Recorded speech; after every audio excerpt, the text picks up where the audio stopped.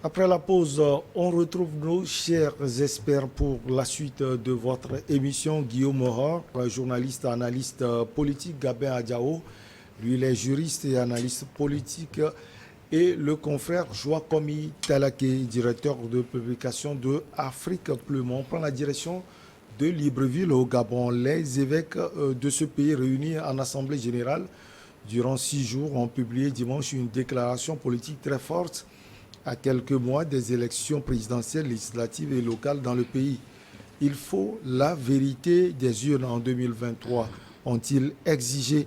La déclaration a été rendue publique au terme d'une messe à la paroisse Saint-Pierre à Ingé de Pierre du palais présidentiel. Gabin Adjao, il faut la vérité des urnes. Cela veut dire que l'Église a quelque chose à dire. L'Église a beaucoup à dire. Ils ont beaucoup à dire. Et déjà, quand je prends la forme, déjà le palais présidentiel se situe à quelques mètres de là où on a eu à dire cela. Ça montre à suffisance que beaucoup de choses se sont passées parce que s'il y a la vérité, on ne va pas dire que vous dites des mensonges. Et l'Église aussi, son rôle, c'est d'apporter de la lumière là où il n'y en a pas. Et aujourd'hui, je me rappelle très bien, en 2009, il y avait un synode africain à Rome où on avait planché réellement sur l'apport de l'Église au sein de la politique de l'éducation d'une démocratie assez forte en Afrique. Et je pense qu'aujourd'hui, l'Église catholique est en train d'assumer son rôle, qui est d'apporter la lumière et de permettre au pays de bien vivre et surtout aux fidèles qui constituent un pan de la population de mieux s'intégrer, d'être à l'aise dans leur pays. Beaucoup de personnes disent souvent non, l'Église ne doit pas faire de la politique, ainsi de suite. Mais on oublie que l'Église fait partie de la société, l'Église fait partie du pays. Et l'Église contribue aussi au développement du pays par le paiement de taxes et ainsi de suite. Et les fidèles paient aussi leurs taxes. Donc aujourd'hui, si l'Église demande à ce que la vérité des urnes soit dite, c'est parce qu'auparavant, il y avait des contorsions au niveau des résultats qui ont été donnés. Donc aujourd'hui, je pense que les autorités gabonaises qui sont dans leur commission électorale doivent tout faire pour que cette vérité-là soit rétablie. Et à un certain moment, je me rappelle très bien qu'on confiait même les conférences nationales souveraines à l'archevêché, aux évêques et tout. Ça montre à suffisance que, bon, au moins, ceux-là, ils sont crédibles de dire la vérité, de dire ce qu'il y a réellement dans la boîte. Et si aujourd'hui, on constate que les vérités des urnes ne sont pas dites, je pense que pour le bien du gouvernement gabonais, ce serait bien de mettre un prêtre, pourquoi pas, à la tête de la CENI. Et le tour sera joué pour montrer réellement leur bonne foi. Mais si vous allez chaque fois voir le pape, et puis après, derrière, vous ne permettez même pas à ce que ces gens-là qui pourront dire la vérité, soient à la tête des institutions, je pense que ce n'est pas bien. Mais pour le moment, l'Église gabonaise ne réclame pas prendre la tête de la CENI. Il demande juste que la vérité soit dite. Et je pense que le gouvernement gabonais va faire tout pour que cette vérité-là soit dite, même si on ne peut pas leur faire totalement confiance, mais je leur donne quand même le bénéfice du doute. Alors, quand l'Église parle de vérité des urnes, on a l'impression que l'Église veut parler des élections précédentes, où on a vu ce duel entre Jean Ping, l'opposant, et puis le président qu'on est en train de voir tout à l'heure sur les images, Ali Bongo Ondimba. Oui, Michel, je vais faire une petite analyse qui va choquer peut-être les catholiques. Vous savez, le mot église dans son sens premier, c'est les appeler à sortir. C'est-à-dire que vous êtes appelés à sortir de la question de la cité de l'État et suivre un chemin vers une destination. Ceci voudrait simplement dire que l'église catholique ou l'église qui se réclame le nom de Dieu ne devrait en réalité pas se mêler à la question politique des États. Le rôle de l'Église, c'est d'enseigner la parole de Dieu à ses fidèles pour que les fidèles ne puissent pas perdre leur âme une fois au-delà de ce Donc monde. l'Église est sortie de son rôle. Alors, l'Église, Est-ce que vous remarquez? je reviens. Pas forcément au Gabon. Alors, partout, l'Église, en réalité, vient de prouver qu'il sort de son rôle et donc fait des déclarations qui n'est pas biblique. Si nous prenons juste la Bible, puisque nous en discutons, On a beaucoup parlons parlé de ensemble. ça aujourd'hui. Alors, je pense que Jésus lui-même n'avait pas le rôle d'intervenir dans les questions qui concernent les États. Il écartait toujours ces questions.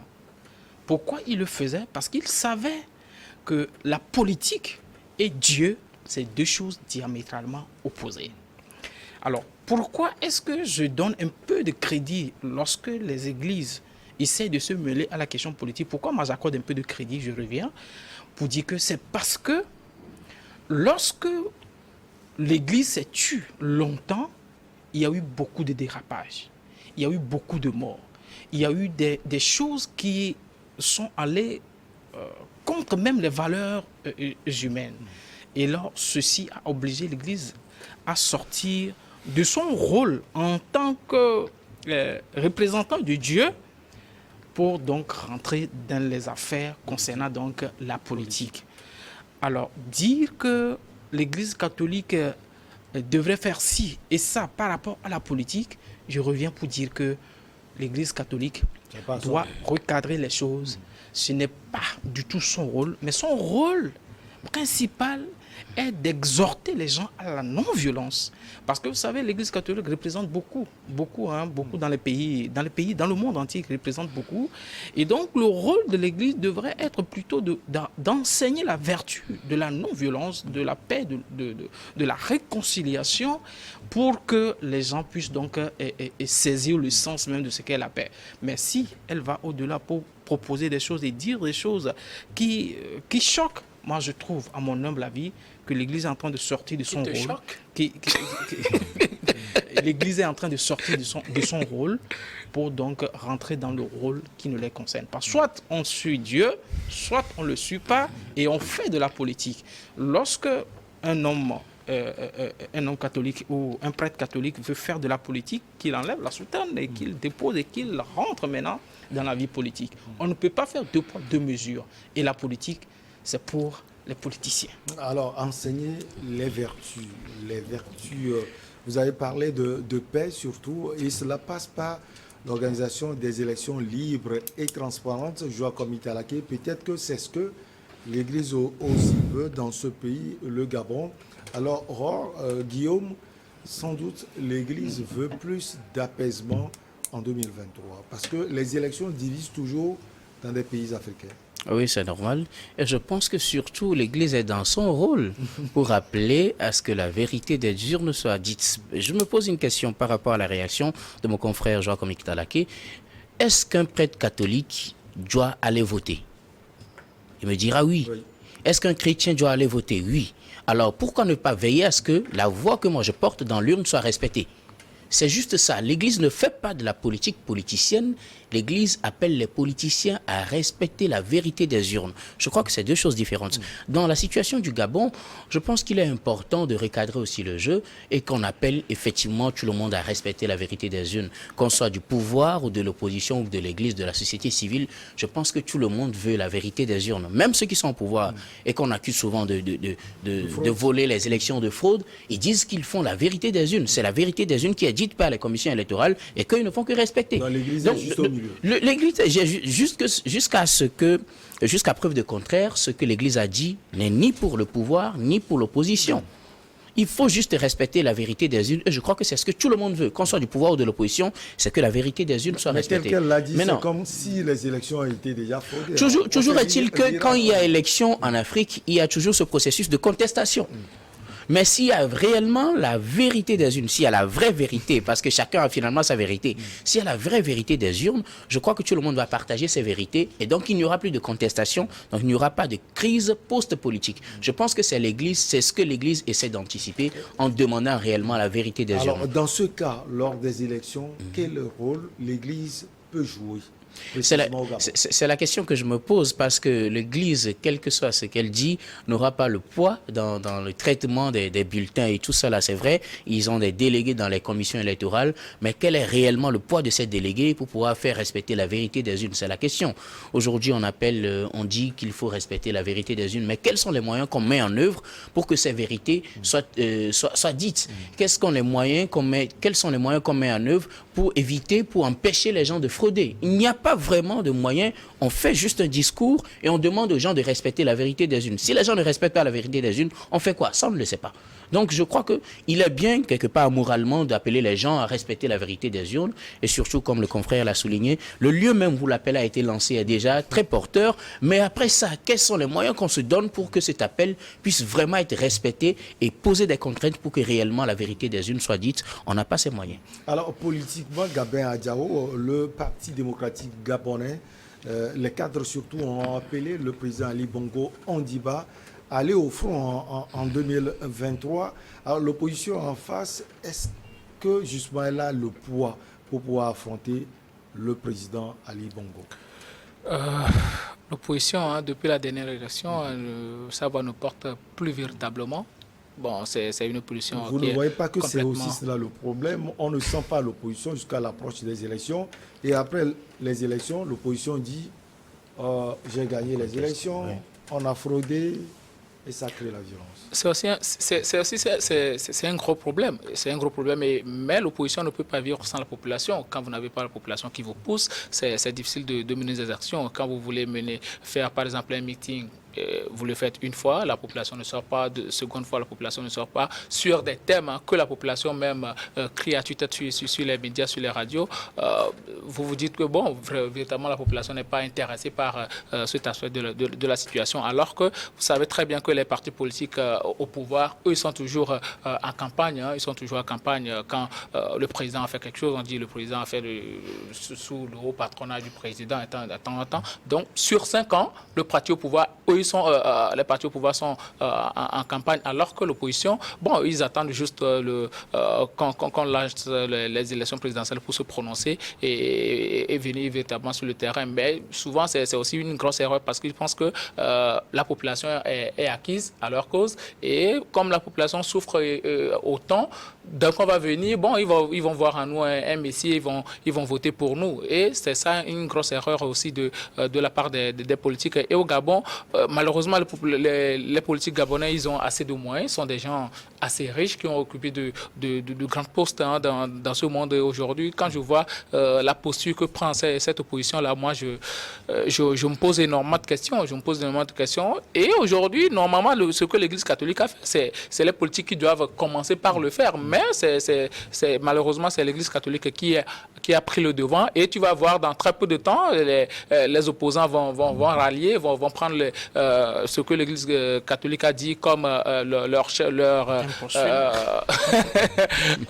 comme leur outil de bataille, alors que ça s'adresse aussi bien à l'opposition qu'au pouvoir en place. Ouais. Parce que parfois, les opposants aussi inventent des chiffres et tout, ce qui n'est pas la réalité. Et quand je vais un peu répondre à mon ami Talaké, l'Église est dans son rôle. L'Église ne vit pas au ciel, on vit sur terre. La politique, c'est la gestion de la chose publique, la res publica. Donc, on est sur terre, on est dans un pays. Tout ce qui est dans le pays, ça nous appartient. On contribue à la gestion du pays, on paie des impôts, on paie des taxes et on attend que les comptes soient rendus. Quand je vais voter, parce que lors des élections, c'est tout le monde qui part voter. Ce n'est pas uniquement que ceux-là, bon, on va dire des mondains qui s'en vont aux urnes. Il y a aussi des fidèles catholiques, des prêtres, des évêques et tout, qui font même parfois partie des commissions électorales. Donc, ceux-là, puisque l'Église catholique, ou bien l'Église tout entière, prône la vérité, quand je vais voter, il faudrait que la vérité soit restituée. La Bible ne recommande pas le mensonge. Donc, quand toi-même tu te dis, mon fidèle, parce que bon, les présidents des partis politiques et tous, la plupart du temps, sont des catholiques quand ils vont à l'église et tout. Donc, quand tu te dis fidèle, ce que je t'enseigne à l'église, il va falloir que tu restitues ça dans le lieu public pour qu'on sache réellement que tu es en train de suivre un Dieu. Donc, c'est tout ce que l'église est en train de demander, ils sont dans leur rôle. Et en plus, l'église, c'est c'est une défenderesse des valeurs publiques, des valeurs humaines, des droits humains. Donc, après les élections, souvent quand il y a crise, c'est la population, c'est les fidèles qui en pâtissent aussi. Donc il va falloir que la vérité soit dite pour que tout le monde soit quitté, la vie de la population préservée. Alors, Joachim Itala, qui est au niveau de l'opposition gabonaise, on ne sent pas le grand mot. L'opposition gabonaise, justement, ressemble à beaucoup d'oppositions au niveau africain. Hein. Comme je l'ai dit tout à l'heure, c'est à l'approche des élections qu'on la sent. Et quand souvent, après les élections, elle appelle, elle dit qu'elle a été tant et tant. Alors, est-ce qu'aujourd'hui, au Gabon, vous pensez véritablement que l'opposition peut faire l'affaire? On n'entend plus parler de jumping. Il y a d'autres éléments. Récemment, un opposant même a appelé à être ensemble pour aller chercher le président Ali Bongo Ondimba et son parti. Est-ce que cela peut se faire? D'ailleurs, il faut préciser que ce n'est pas uniquement qu'au Gabon. Dans la majeure partie des États africains, l'opposition ne se fait pas sentir au cours des temps. C'est à l'approche des événements comme les élections qu'on sent déjà cette opposition se lancer sur la scène politique. C'est aussi le moyen qui manque, parce qu'au même moment, le parti au pouvoir, lui, il a les moyens, il peut aller partout. Oui, cette assertion n'est pas à écarter. Et je pense qu'il faut suffisamment avoir de moyens avant de se lancer à pouvoir donc dire que je vais diriger un pays un jour. Quand on n'a pas les moyens, je pense qu'on ne pourra pas faire sa politique.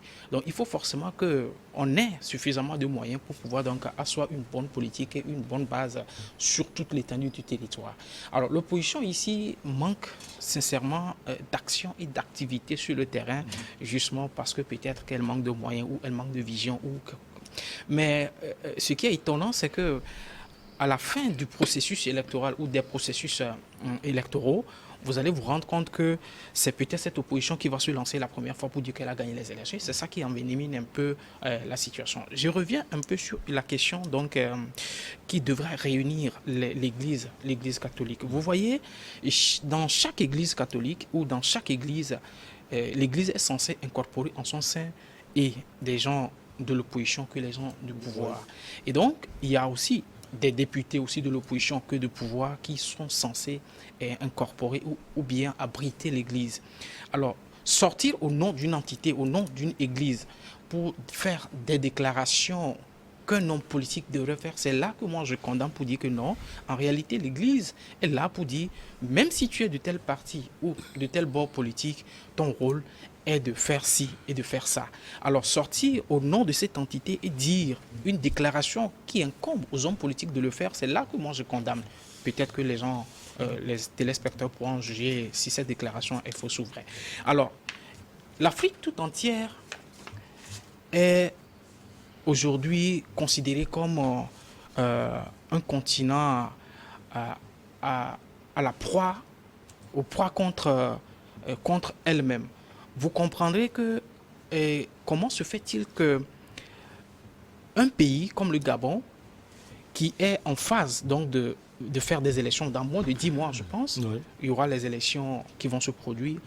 Quand vous faites le diagnostic de ce qui s'est produit au cours de ces 5 derniers mois dans ce pays, si vous recensez les activités ou les sorties de terrain qui ont été faites par les partis politiques et tout, à peine vous trouverez un parti politique agir en faveur de ses militants ou en faveur de ses partisans. Alors ceci prouve à suffisance que le terrain est vraiment balisé pour donc le parti au pouvoir, pour pouvoir y arriver à ses fins que de remporter donc les élections de 2025. Allez, si vous le permettez, on va marquer la dernière pause. On revient pour la suite et la fin.